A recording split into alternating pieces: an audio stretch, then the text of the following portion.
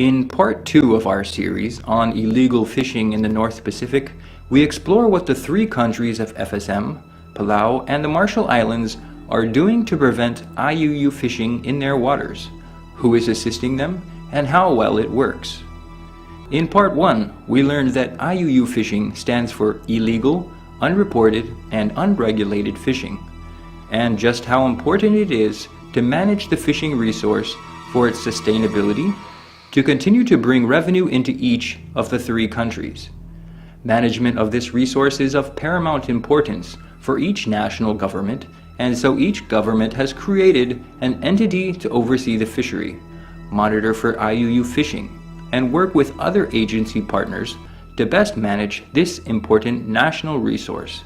In the Federated States of Micronesia, based in the state of Pohnpei, is NORMA, the FSM's National Oceanic Resource Management Authority, which is responsible for overseeing 1.2 million square miles of EEZ for the FSM. Well, we have a number of national programs in place. One of those is we have our daily monitoring. As you know, we are operating under the Vessel Day Scheme now, and so almost all fishing vessels that are operating in our region, in our EEZ, we monitor them through the vessel monitoring system near real time, so we can actually see the vessels operating out there at sea, where they are and so forth. We also go through a rigorous process for licensing. We do background checks. We make sure that all their systems are up and running, and so that we have the capacity to keep an eye on them. And we also have 100% observer coverage on purse seiners.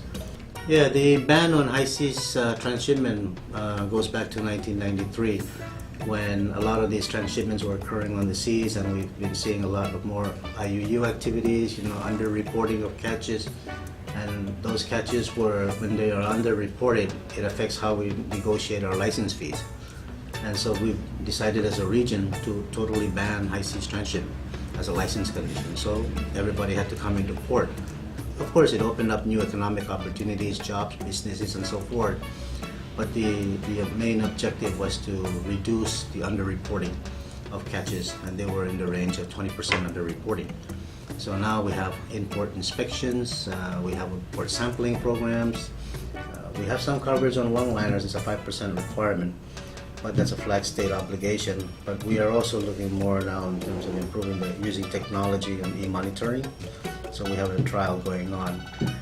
We also have our trilateral arrangements with Palau and the Marshall Islands in terms of sharing of assets, and because our EEZs are so big, we have very little patrol boats, few patrol boats, so we have to share these assets as much as we can. There's also the New Way Treaty Subsidiary Agreement. This is an arrangement among the FFA members and including some of the larger developed states in terms of sharing assets and providing assistance for maritime control and surveillance. There are joint operations, either it's a regional or there can be sub-regional, and there are also national operations that we ourselves do undertake. We do have a working group called the Fisheries Management and Surveillance Working Group, and it's required by law that every once in a while we get together and sit down and discuss issues that support each other and issues of concern or interest to each other. And when we go out to regional meetings, we collaborate very closely with each other to make sure that we are reporting the real situation for us in the FSM, and we go out there and look for the kind of assistance that we both need in terms of supporting our programs. We have been very fortunate. We have a very good, close working relationship with the Department of Justice, especially the Maritime Wing. And I think with some of my new staff coming on board, we can only do better in terms of our capacity to do what we're supposed to be doing well.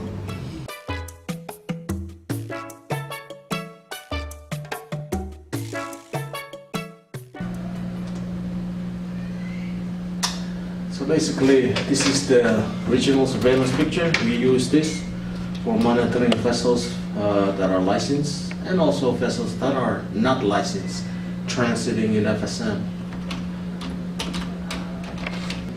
So basically, the system covers the all exclusive economic zone of FSM from Yap all the way to the marsh to Koshai to the east and down to the south Kapingamarang area border between FSM and PNG.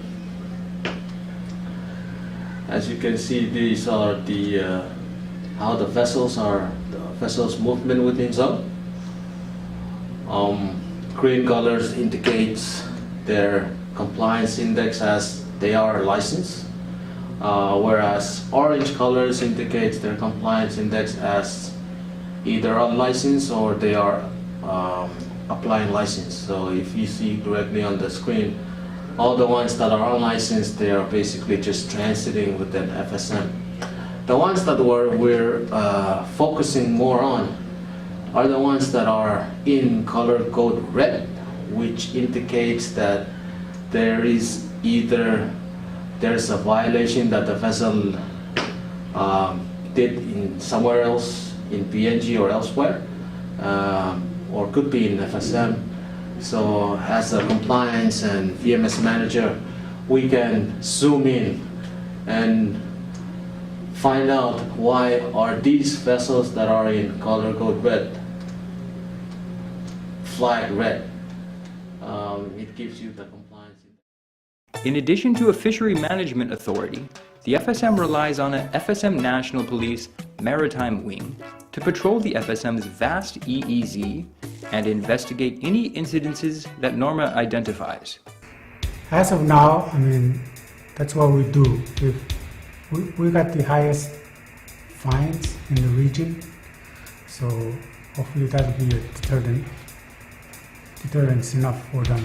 Because if we got an illegal boat, it's a minimum of 1 million that goes up, and all these on-reportings, it's 500,000 going on. Yes, all these, like if they cannot pay, of course all these Vietnamese boats, we just confiscated them right up front.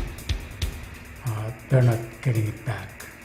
In terms of deterrence, FSM has some of the heaviest fines for IUU fishing.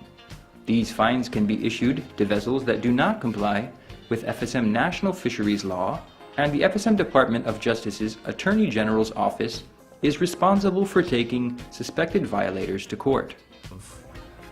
We've received, again, to explain the setup of government, it's important to understand the setup of what's going on in Title 24 and the enforcement of the fishing. The Department of Justice and the executive branch is merely enforcing the laws adopted by Congress, and Congress is elected by the people. Now, when we enforce the laws and our fines to the industry are arguing they're too high, you know, one of the opposing counsels one time used the word draconian. They're draconian. I responded back, regardless of how unreasonable you may find them, your client is responsible for knowing them and adhering to them. If they don't want to, then don't fish. I can tell you the owners of these companies, I'm sure, want to comply with the laws. I mean, I'm under the belief that most of these companies don't want to violate the laws. My belief is that they don't necessarily purposely go out and violate these laws. So we're looking to technology, and this means placing cameras on the vessels. We're strategically located in certain areas of the vessel, and we would then be able to watch them through a video screen here using satellite feed, and see what they're doing, see what they're catching, whether they're operating in an area that they shouldn't be, whether when they catch bycatch species, are they recording it, and what those species are, and the numbers, and the activities of the crew, whether they're doing legitimate activity. So now we have import inspections, we have import sampling programs, and so it's probably been one of the best conservation measures we've ever implemented. Well, I think the Australian patrol boats, when they were first introduced back in the 90s, I believe it was, They were very instrumental. We saw increases in license interest and all that, and because we had a presence out there. But with a 1.2 million square kilometer, miles EEZ, 3 patrol boats just doesn't cut it. But it does help. It's been very helpful. But the patrol boats have been very instrumental in ensuring FSM's laws are complied with. It is the main platform that we keep an eye out there on what's going on, and of course arrest vessels. You can't arrest vessels at sea without a patrol boat out there.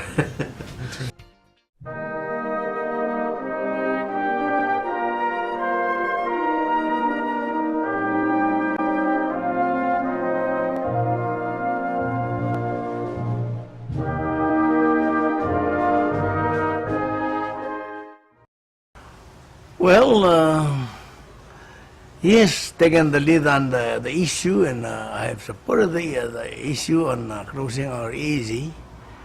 And I think basically because we're all feeling the pressure of the fish population being declining. And this is not only the EEZ, I'm even including the reef fish and all resources of the ocean that we depend on are really declining. And I think the real purpose is how can we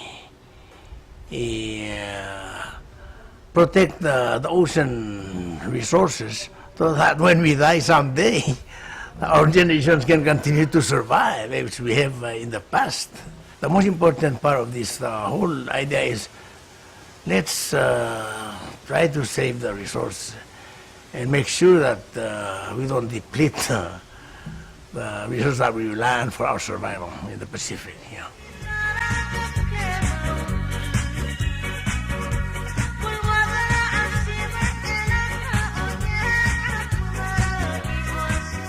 We basically see two types of illegal fishing going on in Palau EEZ waters. The first type is where an illegal fishing vessel has done some fishing. It could be the result of permits here or just coming from somewhere else. And they then meet up with some other ship, a trans-shipping arrangement where they turn over the fish to that other boat and it goes off to sell the fish somewhere else.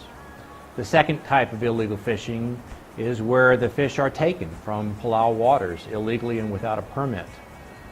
Those both remove fish that belong to the Republic of Palau. The type of illegal IUU fishing that's happening in Palau are mostly what we call the illegal fishing. And these are boats that are not licensed to fish in Palau, that are coming in and basically getting fish from Palau illegally.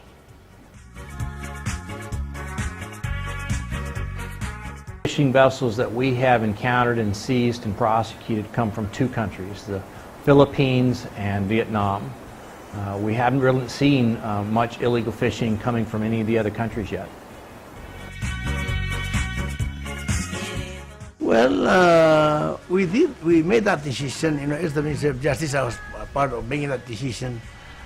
Because if you just catch them and release them, nobody's going to really know. So what we did was, you put it on the media, world media, where people can, we send a message that you be careful because if we catch you, we may burn your boats, or your ships, so your boat, yeah. So that's an important message that I thought it was successful.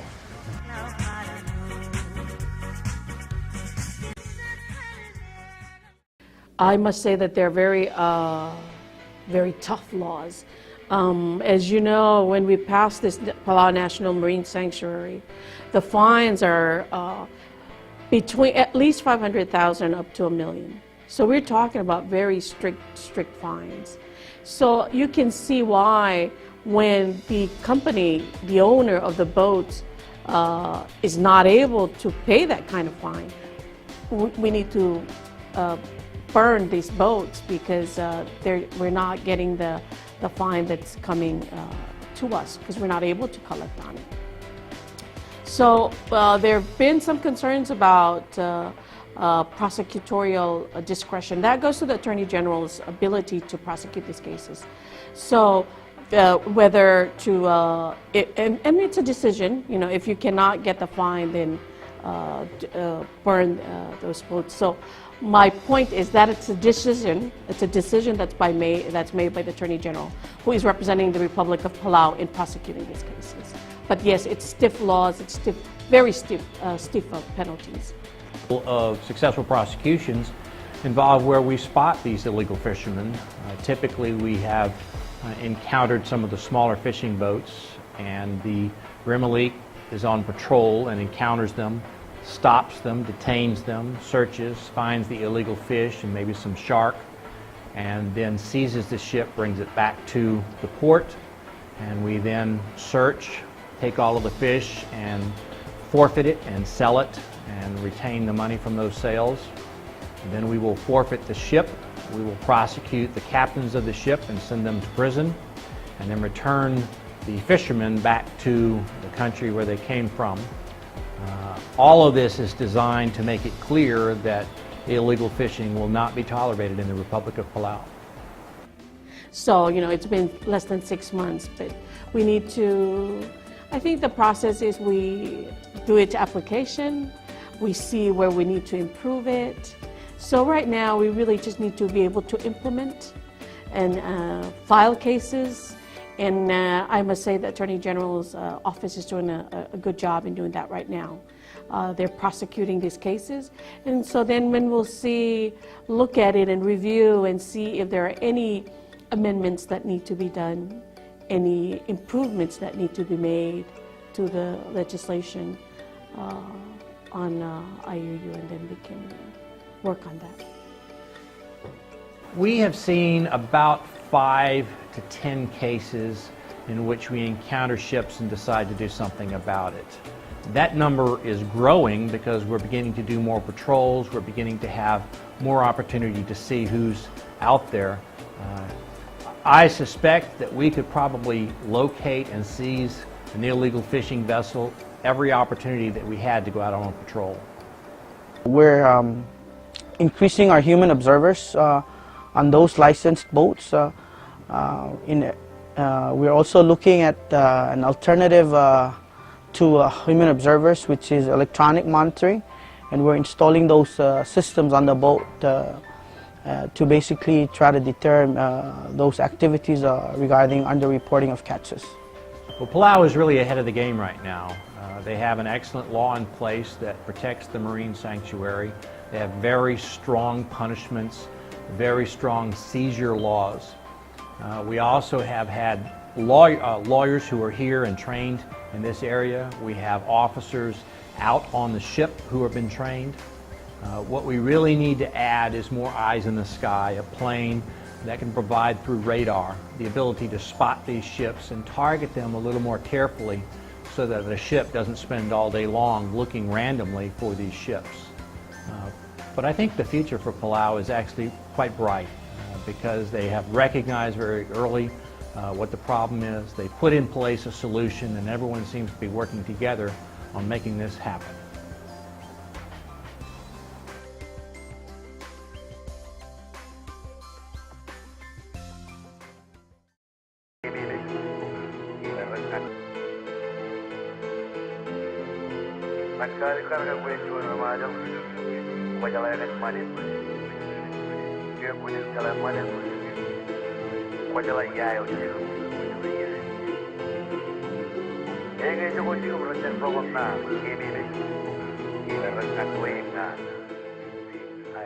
In the case of the Marshall Islands, women in leadership and women in fisheries have actually come together. We have strong women leadership in fisheries. I think we're one of the few countries in the Pacific that has a number, actually quite a lot of women taking leadership role in both oceanic and coastal fisheries in the RMA.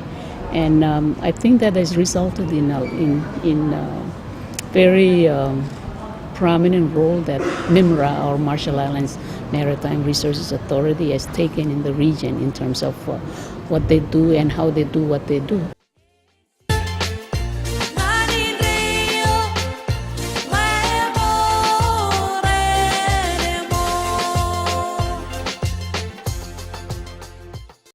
IUU fishing in the Marshalls include fishing without permit, abuse of observers,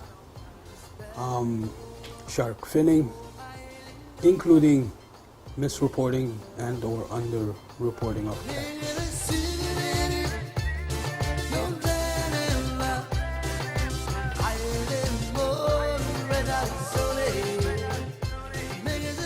Obviously there's a lot that's been done, but there is still a lot that needs to be done. And so in that regard, we require both technical and financial assistance in addressing the issue in our waters.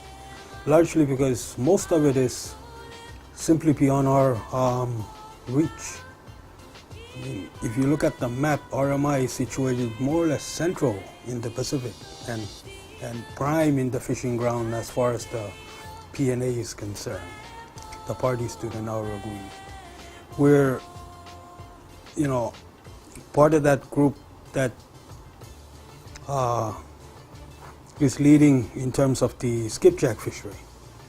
And so purse seiners are active in the P&A member countries. Not to say that there's only purse seining, but there are issues with long line, including other fishing vessels out there, including the support vessels, carriers and bunkers. And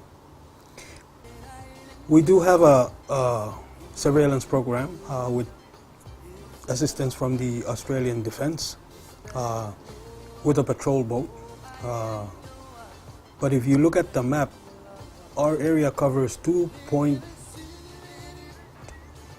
million square kilometers of ocean. That's a vast area to surveil. And so we cooperate and collaborate with other neighboring countries, including our regional organizations such as the Foreign Fisheries Agency, under the development of the minimum terms and conditions for operation of fishing vessels in the region, including in the RMI. Issues such as registration, including the requirement of the vessel monitoring system, and more recently with the P&A 100% observer requirement on these fishing vessels, particularly purse seine. And so a lot has been done, as I said, improved, although a lot more needs to be done in terms of tackling the issue, because it still happened. As recently as last year, we had a vessel that fished in our zone without a permit.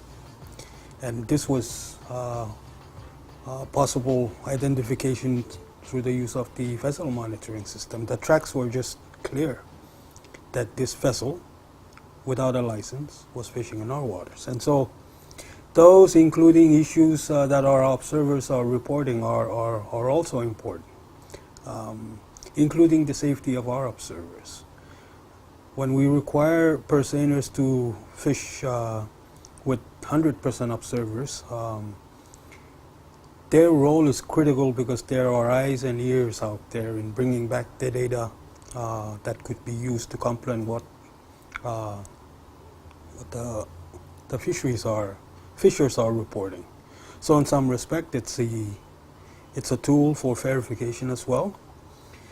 But most importantly, their safety and well-being out there in doing the job is of paramount. And it goes without saying, if our observers are compromised, so is the data that they are providing. And so that should be a clear message that our observers' safety and well-being is of paramount importance.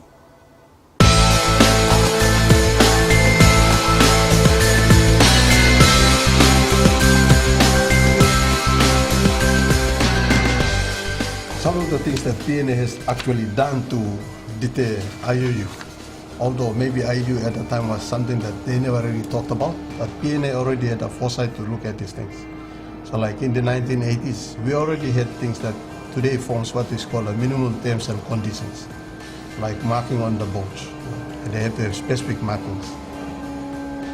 You know, like when you see the fishing boats on the side, you see there's license numbers on the top. They have to have blue paint and then the white paint so that you can spot it from the plane.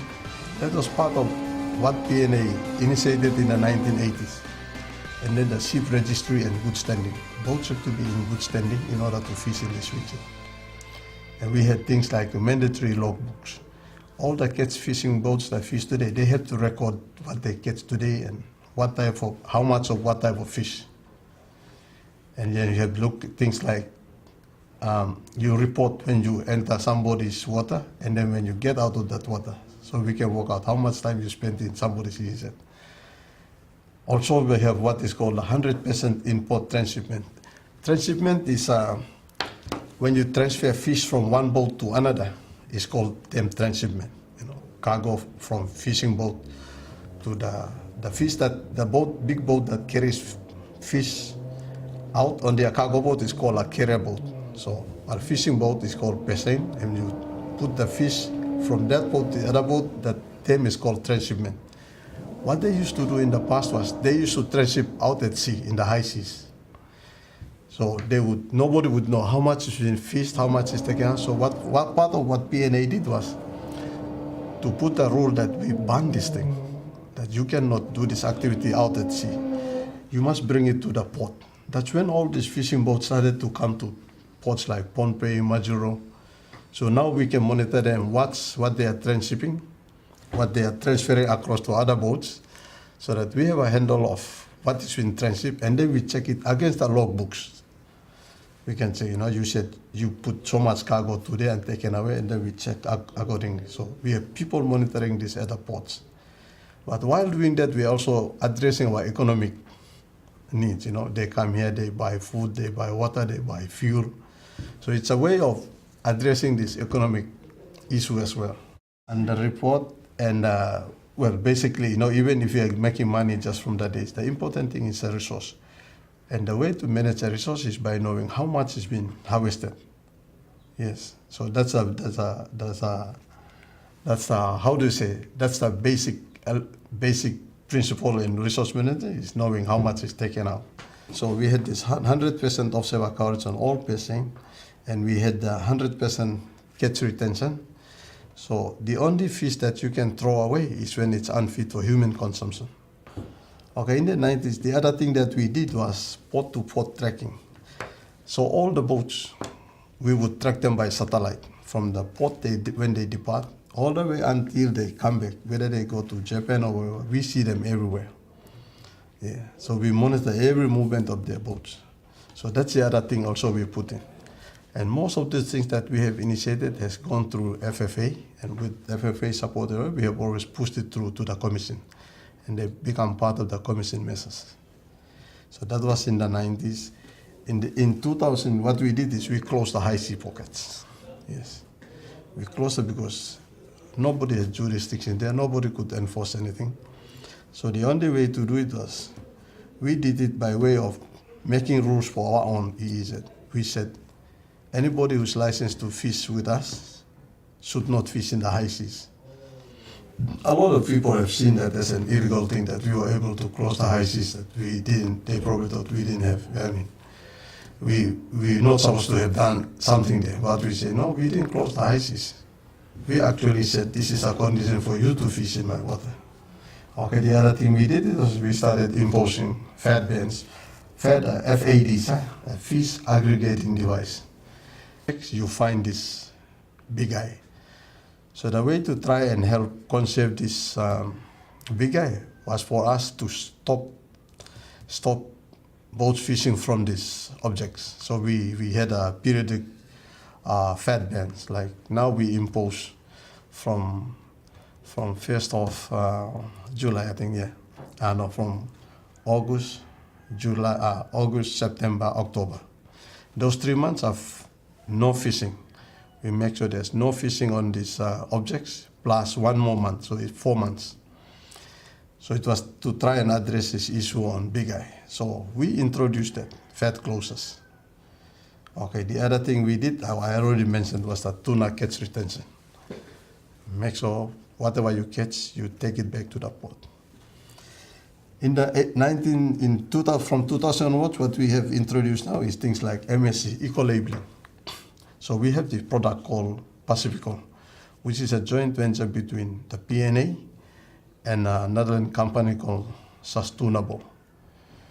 So, and then we have a chain of custody, so they have to follow certain rules, and it is only for fish that are caught free school. That means they are not associated with these feds or logs or anything. So when you catch this fish, you are not catching them with big eye. So it still goes to address this issue on big eye. So the market wants fish that actually goes to address this issue. So that we have turned it into a company, which is now making money for the members. I think just this year, early this year, we had about 500,000 as dividend.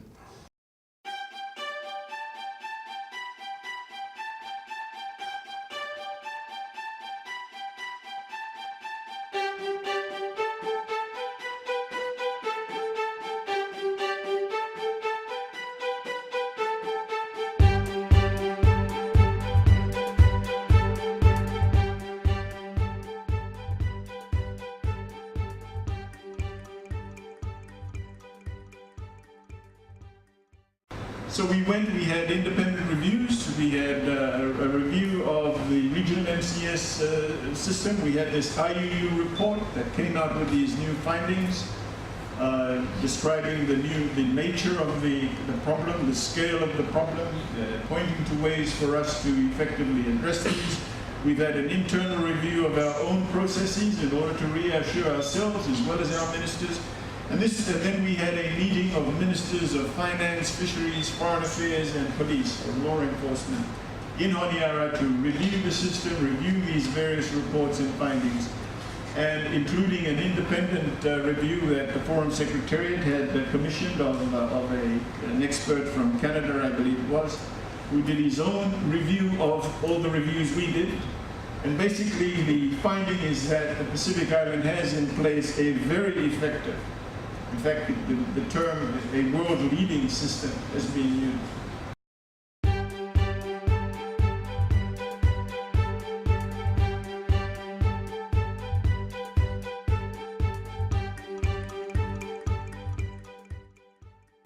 Well, I'm very pleased to say that these boats, which are a little old now, as I mentioned, they were gifted in 1990 and 1997. These boats were never intended to last this long, but they have been given major refits so that they can easily run to 30-35 years. They won't actually go that long because we have taken a decision to enhance the program, and it's going to be called, the new enhancement will be called the Pacific Maritime Security Program, or PMSP. It involves newer, bigger, more efficient boats, as well as a very significant enhancement. I mentioned earlier about the military aircraft patrols that are provided. Well, we are now going to contract a different kind of aircraft. It's a more efficient way of doing things. These are private aircraft, and they are going to be contracted to fly out in conjunction with the patrol boats' activities, and they'll perform the same function. They will be looking for suspicious activity, and they'll be directing the patrol boats to them. This is it'll be quite a lot of money. The new boats themselves, we're building 21 boats, and we'll maintain those boats, as we do with these, for around about 30 years.